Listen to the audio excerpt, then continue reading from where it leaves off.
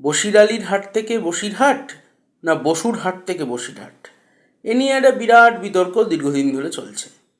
কিন্তু এই সমস্ত বিতর্ককে সরিয়ে রেখে একটা খুব দারুণ তথ্য আমরা পেয়েছি। ব্রিটিশ রাজত্বের সময় যখন ইংরেজরা এদেশে বাণিজ্য করতে আসে, তখন এই নদী বিধৌত অঞ্চলে বিশেষত ইছামতির জল সংরক্ষণ করে নুন উৎপাদনে এখানে একটা বিশেষ বাণিজ্য নগরী তৈরি হয়ে ওঠে এবং সেটি তৈরি হয় এখন যেটাকে শোলাদানা বলা হচ্ছে সেখানে। প্রিন্স দ্বারকানাথ ঠাকুরের একটা বিরাট উদ্যোগ ছিল এই নুনের ব্যবসায়, আমরা সকলেই জানি। তো সংস্কৃত ভাষায় নুন শব্দের অর্থ হচ্ছে বসির। হ্যাঁ, বসির শব্দটা অ্যাকচুয়ালি সংস্কৃত শব্দ, সেখান থেকে নুন শব্দটা এসছে।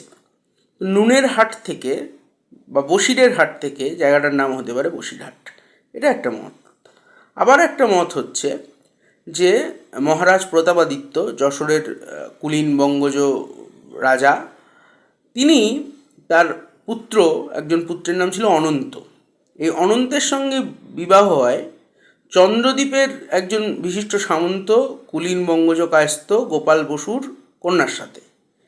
এই গোপাল বসু এই প্রতাপের সঙ্গে যেহেতু তার ঘনিষ্ঠতা, সেই জন্য চন্দ্রদ্বীপ থেকে প্রত্যাখ্যাত হয়ে এই অধুনা যে বসিরহাট অঞ্চল, সেখানে এসে তিনি বসবাস করতে শুরু করেন এবং সেখানে তিনি একটি বাণিজ্য কেন্দ্রও গড়ে তোলেন।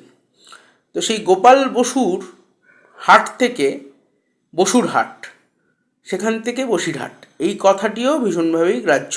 কারণ পুরনো যে ব্রিটিশ জরিপগুলো আছে সেখানে অধিকাংশ জায়গাতেই বসুর হাট শব্দটি বেশি ব্যবহৃত হয়েছে। তবে বসির আলী বা বসির মিয়া বলে কে ছিলেন সেটা কিন্তু সে সম্পর্কিত কিন্তু কোনো তথ্য বিশেষভাবে পাওয়া যায় না। বসুর হাট থেকে জায়গাটির নাম হতে পারে বসিরহাট, কিংবা নুনের হাট বা লবণের হাট, যার সংস্কৃত অর্থ হচ্ছে বসির, সেখান থেকে জায়গাটির নাম হতে পারে বসিরহাট।